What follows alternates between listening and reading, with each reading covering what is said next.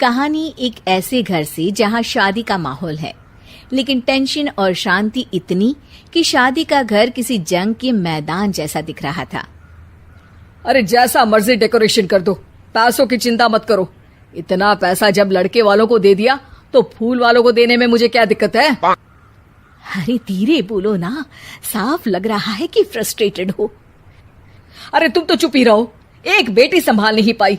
सारा दिन मैं काम पर जाता था, सोचता था घर पर बच्चों को अच्छे से संस्कार मिल रहे होंगे, लेकिन नहीं, मैडम को तो अपनी किटी और फैशन से फुर्सत मिले तब ना।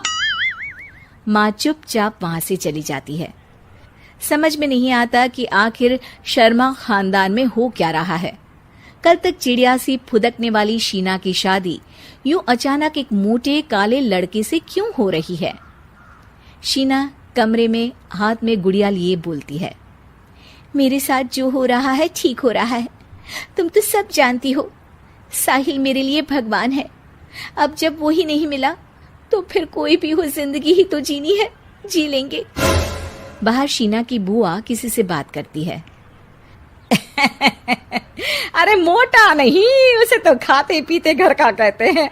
अब ओबेरॉय का नाम भी किसी को बताने वाली बात है। उनका इकलौता लड़का तो करोड़ों की सामी तो है ही। अरे हमारी शीना बिटिया तो रानी बनेगी, रानी। इन सब के बीच कहीं कोने पर शीना हाथ में मेहंदी सजाए बैठी थी और आंखों में आंसू सजाए। और वो समय भी आ जाता है जब शीना मंडप के नीचे हाथ में वरमाला लिए खड़ी होती है, लेकिन तभी अफरा तफरी मच जाती है। कोई कहता है, अरे लड़के की माँ को हार्ट अटैक आ गया। अरे अच्छी खासी थी, कैसे हो गया? अरे कहते हैं ना, किसी किसी लड़की के पैर अच्छे नहीं होते, हो सकता है कि मनहूस है ये लड़की। शीना पास खड़ी सब सुन रही थी। फिर शीना अपने कमरे में आ जाती है। शादी ये कहकर नहीं होती कि लड़की मनहूस है। अब लगातार शीना के लिए लड़के देखने आते, लेकिन आस पड़ोस या किसी के कहने पर शादी हर बार टूट जाती। लेकिन एक दिन, अंकल, मैं काफी दिनों से आपसे मिलने की कोशिश कर रहा था, लेकिन हिम्मत नहीं हो पा रही थी। अरे बेटा, हिम्मत तो हमारी टूटी पड़ी है। वैसे कौन हो तुम? मेरा नाम साहिल है अंकल। मैं शीना से प्यार करता हूँ और उसी से शादी करना चाहता हूँ। अरे अब तो किस जात के हो ये भी मायने नहीं रखता। बेटा, मेरी बेटी मनहूस है। ये सब कहते हैं कि इसीलिए उसकी शादी नहीं हो पा रही। अगर तुम शादी करने को तैयार हो तो ठीक है। शीना की शादी साहिल से हो जाती है। अगले दिन साहिल की माँ का देहांत हो जाता है और एक बार फिर लोग शीना को अपशकुनी कहने लगते हैं। अरे खा गई दीदी को ये। अरे क्या जरूरत थी साहिल किसी मनहूस को घर लाने की? पर बुआ, माँ की तो तबीयत पिछले कई साल से खराब थी। डॉक्टर्स ने जवाब दे दिया था। क्या पता ये भी उनका सौभाग्य हो कि वो बहू का मुंह देख पाई।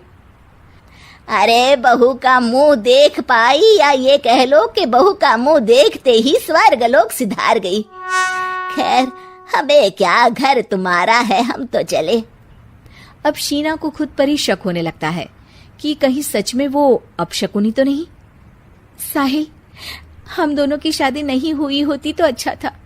देखो ना, कैसे पहले मेरी शादी टूटती थी और अब तुम्हारी माँ भी। अरे ऐसा कुछ नहीं होता शीना, अपशकुनी वगैरह कुछ नहीं होता। ये सब तो ईश्वर के खेल हैं। वो शादी तुम्हारी इसलिए टूट गई क्योंकि तुमको मेरी पत्नी बनाना था, और माँ का जाना तो तय था। वो काफी बुजुर्ग थी, साथ ही एक ऐसी बीमारी से जूझ रही थी जिसमें डॉक्टर्स भी उन्हें नहीं बचा पाते। शीना साहिल की बात सुनकर तसल्ली कर लेती है और वहां से चली जाती है। अगले दिन, शीना, अरे ओ शीना। क्या हुआ? उफ, कहीं फिर मेरी वजह से कोई नुकसान? अरे नहीं नहीं शीना, तुम जानती हो, जिस प्रॉपर्टी के केस को हम बरसों से लड़ रहे थे उस पर फैसला आ गया, वो भी हमारे हक में। अब हम करोड़पति हो गए शीना। शीना शांत रहती है। अरे क्या हुआ? करोड़ पत्नी बनकर तुमको खुशी नहीं हुई? शीना की आंखों में पानी आ जाता है। चलिए जी, कुछ तो अच्छा हुआ मेरी जिंदगी में आकर आपके साथ। साहिल शीना को गले लगाकर कहता है, मेरी नई नौकरी भी तुम्हारे ही आने से लगी। ये प्रॉपर्टी का केस जीता। सब कुछ तो तुम्हारे आने के बाद ही हुआ, फिर तुम मनहूस कैसे? ये सुनकर शीना खुश हो जाती है।